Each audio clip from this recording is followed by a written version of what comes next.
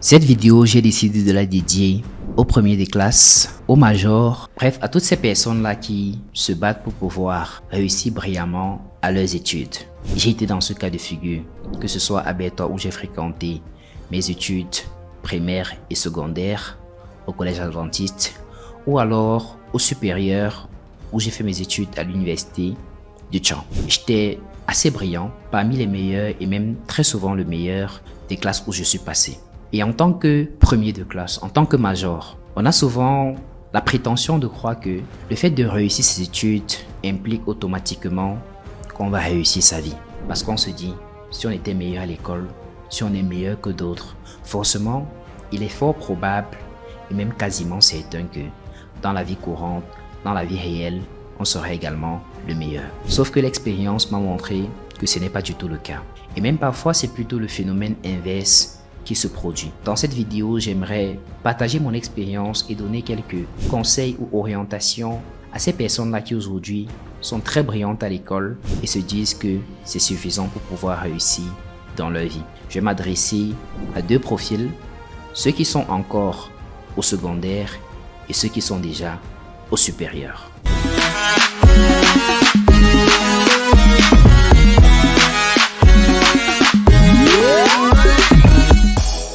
Au secondaire et principalement dans le système francophone où moi j'ai fréquenté, on a des dizaines de matières. La physique, la chimie, on a l'informatique, l'anglais, le français et j'en passe. Et toutes ces leçons sont importantes. Naturellement, si vous êtes déjà au second cycle, en fonction de la filière que vous avez choisie ou en fonction de la série que vous avez choisie, vous aurez des matières qui auront des coefficients beaucoup plus importants que d'autres.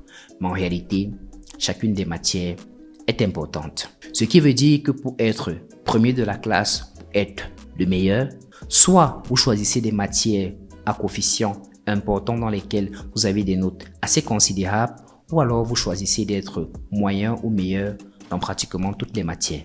Le fait donc d'avoir des compétences, des connaissances assez diversifiées dans chacune de ces matières rend assez difficile votre orientation lorsque vous allez décider de passer au niveau supérieur.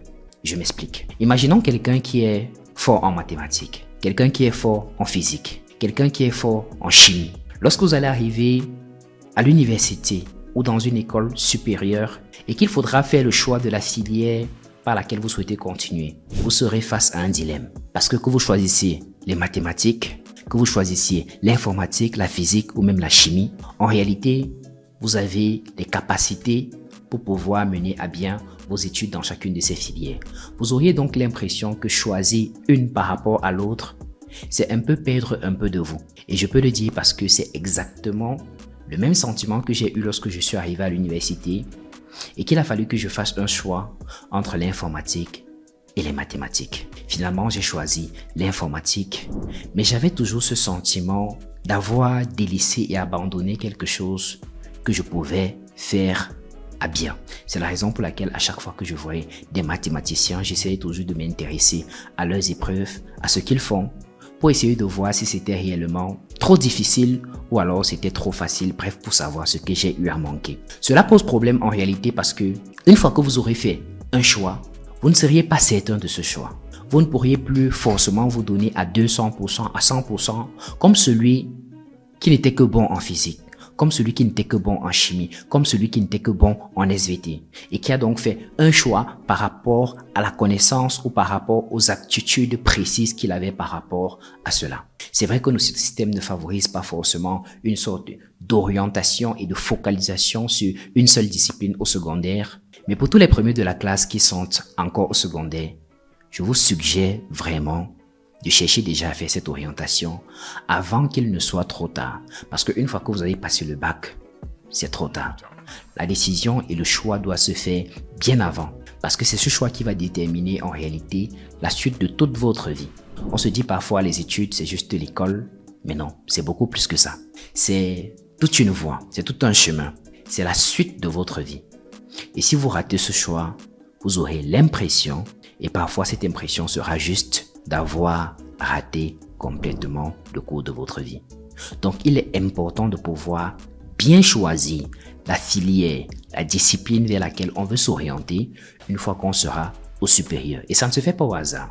Il faudrait que vous évaluez en fonction des prédécesseurs, c'est-à-dire des personnes que vous observez sur une discipline bien précise. Je prends un exemple. Disons qu'aujourd'hui, vous voulez faire mathématiques. Quand vous regardez dans votre environnement, ceux qui ont fait mathématiques avant vous, que sont-ils devenus? Et bien sûr, il faudra rester dans le contexte et être le plus réaliste que possible. Ça veut dire, moi aujourd'hui, je viens d'une famille qui n'a pas beaucoup de moyens. Je viens d'une famille où on se bat pour pouvoir payer ma pension. Si je fais mathématiques, quels sont les débouchés que cela peut me donner?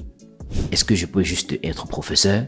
Est-ce que je peux juste être répétiteur, comme c'est ce qu'on voit la plupart des personnes faire ici dehors? Est-ce qu'il n'y a pas d'autres applications vers lesquelles je pourrais m'orienter? Si ces applications-là sont accessibles, alors oui, je vais y aller.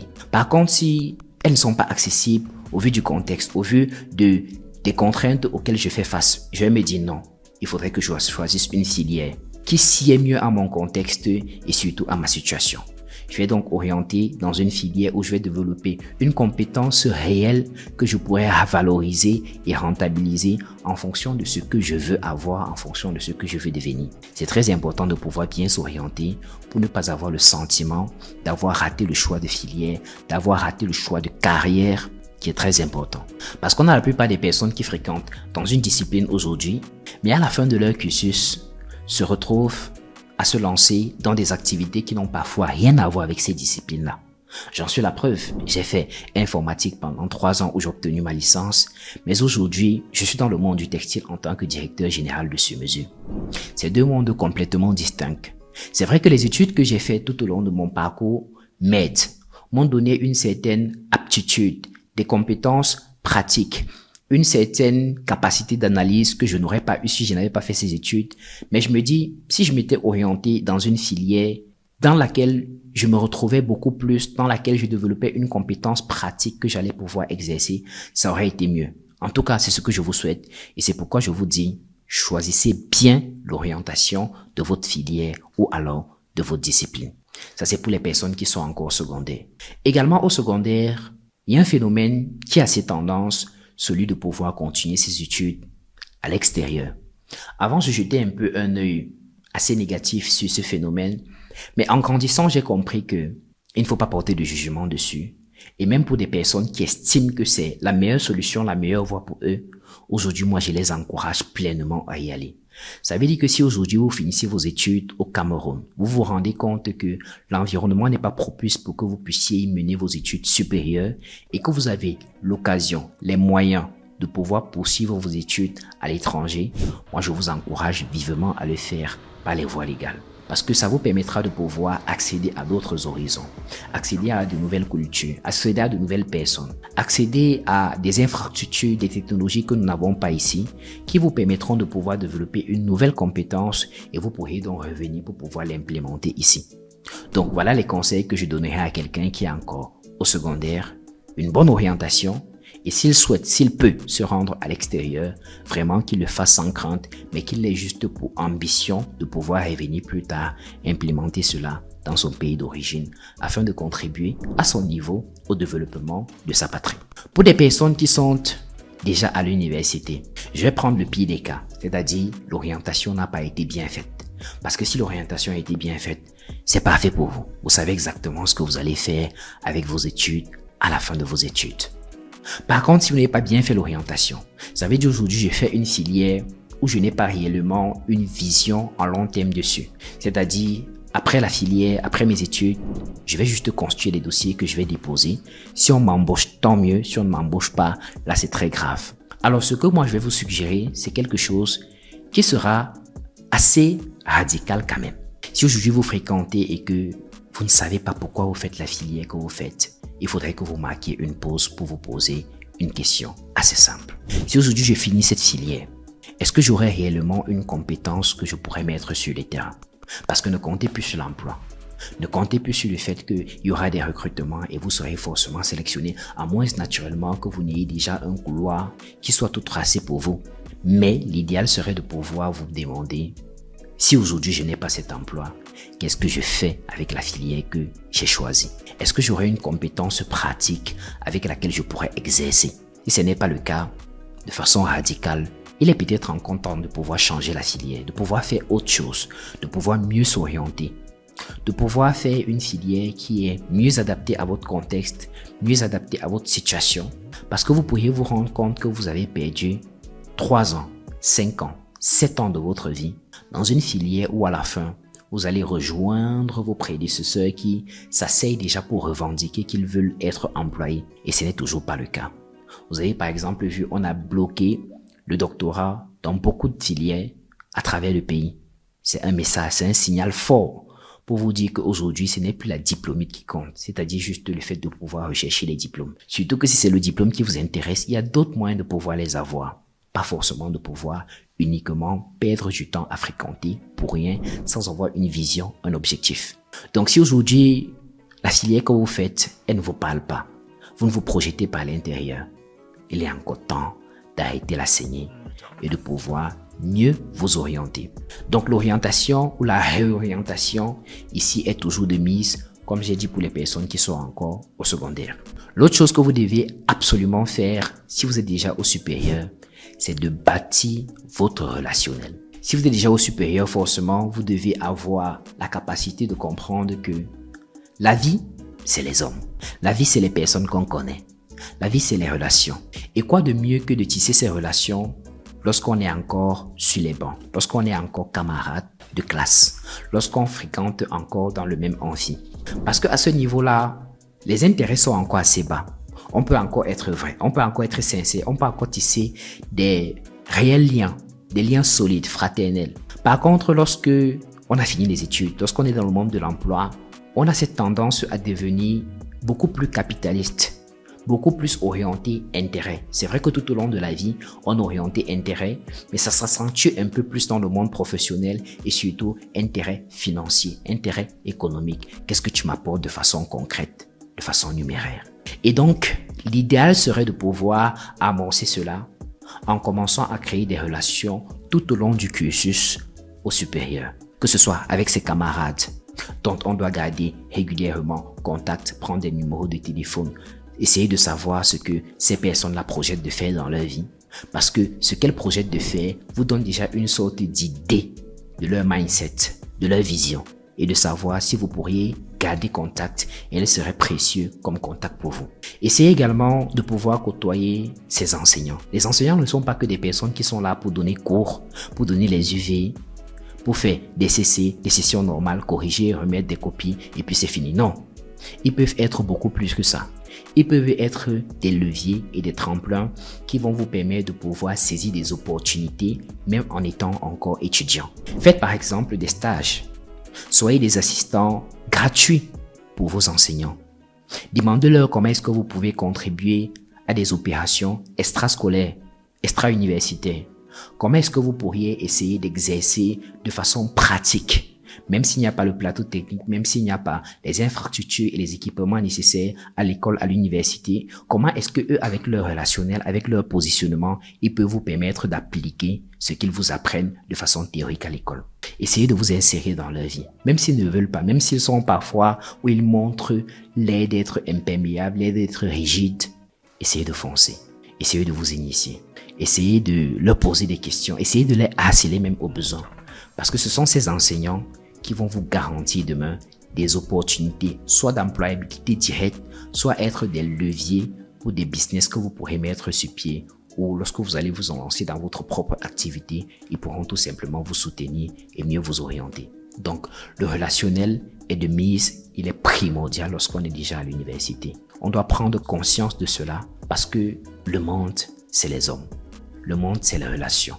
Si moi j'avais compris cela plus tôt, j'aurais procédé complètement autrement. C'est que j'aurais les contacts pratiquement de toutes les personnes sérieuses avec lesquelles j'ai fréquenté aujourd'hui. Parce que parfois, par orgueil, on se dit, je vais pas me rapprocher de telle personne pour pouvoir prendre son numéro. Moi, je discute pas avec telle personne. On est en concurrence. On fréquente chacun de son côté et on voit juste les résultats. Sauf que la vie ne comprend pas ça. Une fois que vous avez fini l'école, c'est bien. Mais après, qu'est-ce que vous faites? Qu'est-ce que vous devenez? À quoi est-ce que vous aspirez? Où est-ce que vous vous projetez? Et parfois, c'est la personne qui n'était pas très brillante, qui n'était pas major, qui n'était pas premier, qui pourra vous aider à vous extirper d'une situation. Aujourd'hui, par exemple, Les personnes les plus brillantes avec lesquelles j'ai fréquenté, qui étaient parfois des majors, lorsque je regarde leurs conditions, j'en pleure. On a des personnes qui étaient moins bonnes en termes de résultats, de notes, mais aujourd'hui qui ont des positions beaucoup plus importantes, peut-être du fait de leurs parents, peut-être du fait des opportunités que ces personnes-là ont pu saisir. Mais vous voyez que si les majors avaient gardé contact avec ces personnes, aujourd'hui, elles ne seraient pas forcément dans les situations dans lesquelles elles se trouvent. Parce que parfois, on a besoin de votre talent, de votre compétence dans un domaine, dans une entreprise, dans une structure. Mais parce qu'on ne peut pas vous recommander puisque vous n'avez pas gardé contact, ça fait que vous perdez l'opportunité. Donc vraiment, il faudrait qu'on puisse bâtir le relationnel lorsqu'on est au supérieur. Parce que c'est cela qui va vous aider tout au long de votre vie. Donc, 2 conseils pour ceux qui sont supérieurs. Première des choses, il faudrait que vous ayez une meilleure orientation. Si ce n'est pas déjà le cas, dites-vous, qu'est-ce que je peux faire qui me donne une compétence pratique avec laquelle je peux exercer? Qu'est-ce que je peux faire qui me permet de pouvoir faire quelque chose de concret pour lequel on va me payer? Et ensuite, je vais développer un relationnel. Aussi à l'université, il n'est pas trop tôt. Au contraire, de pouvoir déjà essayer de gagner de l'argent de façon concrète. Que ce soit avec ce qu'on fait à l'école, qui serait idéal. Ça veut dire quoi? Je suis par exemple informaticien. J'ai des compétences ou alors des notions sur le hardware, sur le software. Je peux faire du dépannage. Je peux essayer d'installer des logiciels. Je peux essayer de faire des conceptions et tout ce qui a trait à l'informatique dans mon secteur spécifique. Je vais commencer à proposer ces prestations-là. Que ce soit à mon entourage, que ce soit à des entreprises qui ne sont pas forcément encore très grandes, c'est-à-dire des petites entreprises. Il faut que je commence à le faire. Ça me permettra de pouvoir déjà gagner de l'argent, mais aussi de pouvoir gagner en expérience et au fur et à mesure, essayer de progresser, essayer de bâtir un carnet d'adresses. Donc voilà un peu de façon résumée le message que j'avais pour mes frères qui sont encore au secondaire ou alors au supérieur. J'espère que ça vous aura aidé. N'hésitez pas de poser des questions en commentaire. Je me ferai un plaisir de pouvoir répondre. À très bientôt. Ciao.